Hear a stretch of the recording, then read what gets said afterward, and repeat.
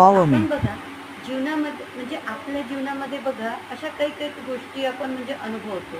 जसं एखाद्याची मुलगी जर प्रेग्नंट असली तर तिची मम्मी तिला फोनवर किंवा तिला म्हणजे सांगते की तू काळजी घे, बाळाची काळजी घे, कामं नको करत जाऊ, आराम करत जा, थोडे सासूकडून मदत करून घेत जा किंवा दवाखान्यात बरोबर टायमिंगवर जा.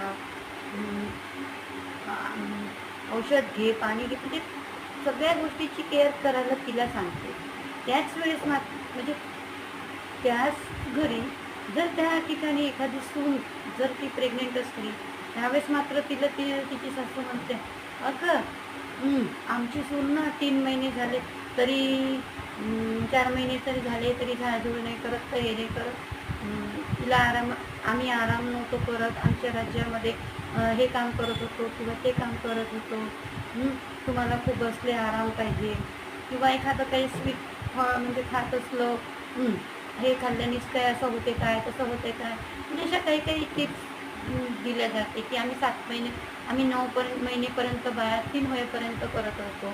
जर एका मुलीसाठी म्हणजे स्वतःच्या मुलीसाठी जर असे चांगले विचार जर ठेवत आहे, तर मग सुनेबद्दल का बरं नाही? तिच्या पण पोटामध्ये जे बाळ आहे, हे तुमच्याच घरचं कुलदैवत आहे ना. मग त्याची सुद्धा काळजी घेणं हे तुमचं पण काम आहे.